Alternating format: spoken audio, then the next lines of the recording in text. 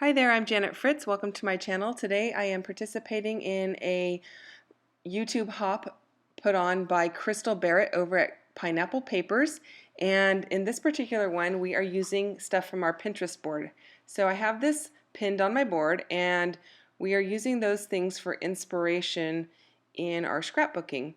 And so rather than using the colors that were in that particular post, I decided that I was more inspired by the actual geometric design of all of those triangles put together. So I'm going to kind of recreate something similar to that on my layout. So I started with this photo of my grandson. It's his 6-month photo. And I just used my rulers there to kind of break up the photo. I didn't want to cut across his face or anything. I don't mind that it's cut through part of his body. You get the idea. Um, and I just used a whiteboard marker on my photo. And if you have photos that are actually photo processed, not something that you've printed off of a regular printer at home, you can use a whiteboard marker to write on your photos and mark them up, and then it wipes right off. So always test your photo down in the corner or in a spot that doesn't really matter to you to make sure that works if you're going to do it. This particular photo was actually printed off of my selfie, which it works fine on the selfie photos, and actually those photos you can put water on them and everything, and it doesn't hurt the photo at all. So I had a feeling it would work fine, so I tested it and it did. So now I am just taking several different papers from the different collections by Chamel, and I am cutting them into large triangles or similar shapes. There are a couple pieces on here that aren't actually triangles, but you know, it has a kind of triangle effect to it, kind of like that bottom right hand piece of the photo. So what I end up doing is I use my two rulers to kind of help guide me in where I'm cutting. I do want to have a little bit of a gap between each of the photos and the pieces of paper so that there is kind of a mosaic type of a feel to the layout, much like the pinned the pinned Pinterest thing there. I put the actual pin up in the corner there for a few minutes. So anyway, I wanted to have that mosaic feel, and so I'm using my T-square ruler to make sure I cut everything nice and straight, and then I am using a separate ruler to kind of help guide in certain areas as well. And these outside edges were super easy to do because you can follow the line of the actual background paper, and I'm just using a plain old piece of white cardstock. You could use any piece of background paper you want, any color of cardstock. You could even use the back of a pattern paper that is like one of those old thin pattern paper. It wouldn't really matter. So as I do the center ones, it's a little more difficult because I kind of have to figure out how to line it up. So what I did was I put my ruler there, and then I slid my paper underneath, leaving a gap between that green paper and the floral, so that I can mark the lines of where I want to cut it. And I'm really, really sorry. This is the second time I am off screen. I'm scrapbooking in a location that I don't normally scrapbook in. My camera is not set up. It doesn't capture the whole desk, and there's no way for me to capture the whole desk. And I tried to be really good about being on camera, but obviously that didn't work out so well. Luckily, my next few videos will be back to normal. The lighting here is not quite as good as I would like as either. So I'm kind of playing around with this, trying to figure out a good way to film in this location, but bear with me. I don't make you sit through me doing all of the papers that are at the bottom of the screen where it's cut off, because obviously you can't see that, and what would be the point of me just sitting there doing them without you being able to view it.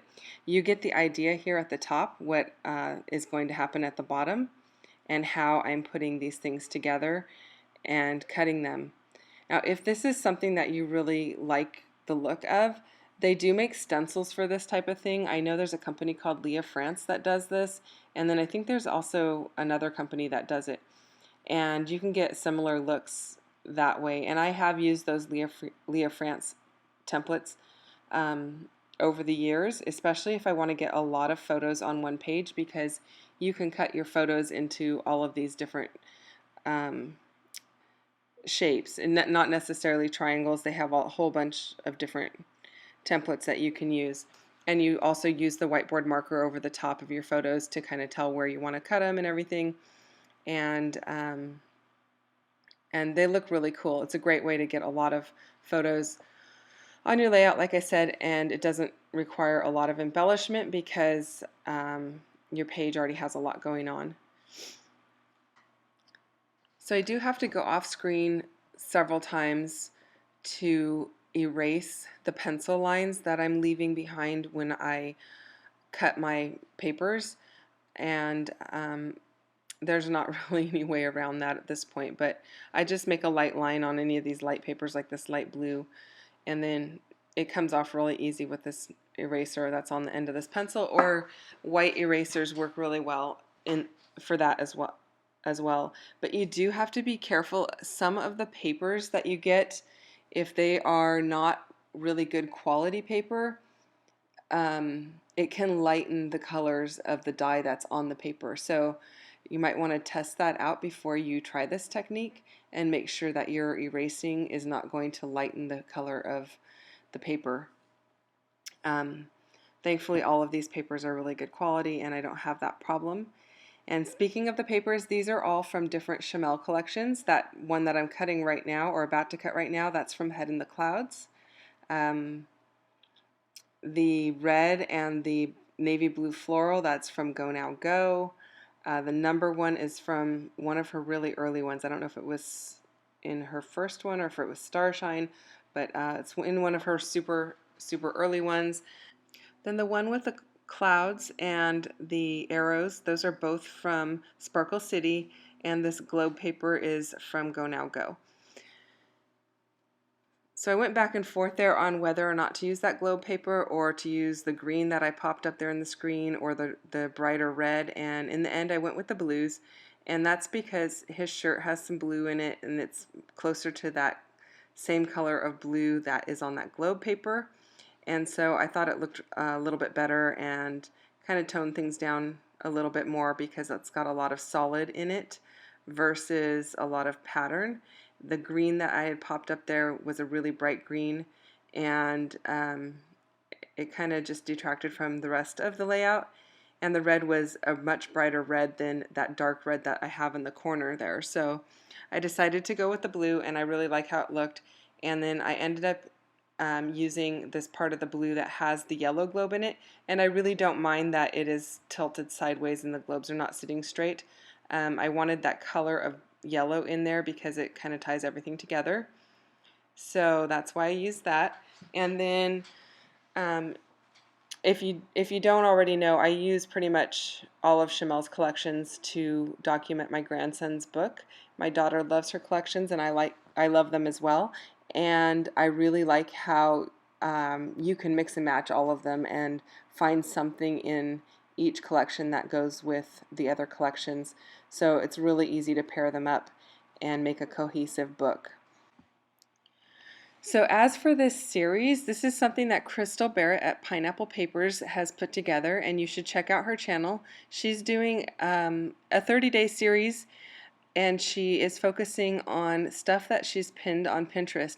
So if you're like a lot of crafty ladies, we all pin stuff on Pinterest to get ideas, and the pins just kind of stay there and we don't use them, or we use them a lot less frequently than we think we will. And so the idea is to go check your pins and be inspired by them in one way or another. So go over and check out her channel. Again, it's Pineapple Papers, and she has several ladies playing along throughout the month. So you can go to her channel, and then she'll link you up to whoever is playing along with you or with her for that day. And so I'm hoping to do this for a couple more of my videos this month. So come back and check out what I end up using. In this case, I didn't use color, even though I used a color mood board. I used the design of it, which I thought was kind of fun. And maybe next time I'll do color. I don't know. I'll have to see what I come up with. Now back to the layout, I went ahead and cut apart this strip of labels that is from Sparkle City, and I used some old stamps that I had. Those are from Chamel as well, but they're from one of her older collections, and I just inked those up with some Prima ink, and I think that's like, it's like a charcoal color. I'm not sure what the name of it is. I think it's something like Wet Pavement or something like that. And I just stamped them. Like I said, I'm not in my regular place, so I don't have my acrylic blocks. You might have noticed I just used the back of my acrylic ruler to hold the stamps, and it works out fine because those stamps stick really well. If you have stamps that don't stick really well, then you're going to have to find another solution, or use an acrylic block or something.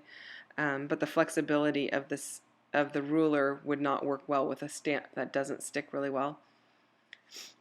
So I've toyed around with the title. I know I'm just going to use the 6 months, but I was going to use those wood grain chipboard and put 6 MOS, months abbreviated, but I didn't like how it looked.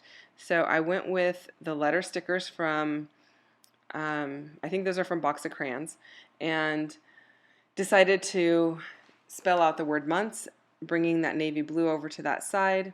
And then since I have the 6 in a wood grain, I wanted to bring some wood grain to the other areas, so I decided to use those clouds, and those are from one of her really early collections as well. I don't even know which collection it's from, and I don't have it in front of me to be able to look at it and tell you.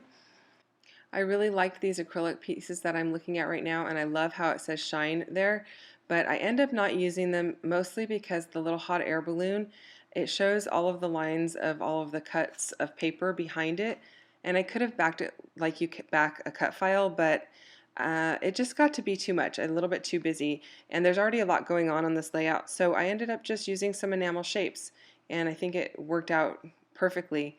And I don't do a lot of writing on this layout. A lot of times I leave these blank, and then my daughter comes over and I play with the baby while she journals in his book. And so that works out perfectly for me. I get to spend time with him while she gets to put all of her thoughts and all of his milestones on paper. And we're just about to the end of the layout. Stick around for the close-ups. Don't forget to go over to Crystal Barrett at Pineapple Papers and check out what layout she did and where she got her inspiration from on her Pinterest board. Thanks so much for watching, and we'll see you next time.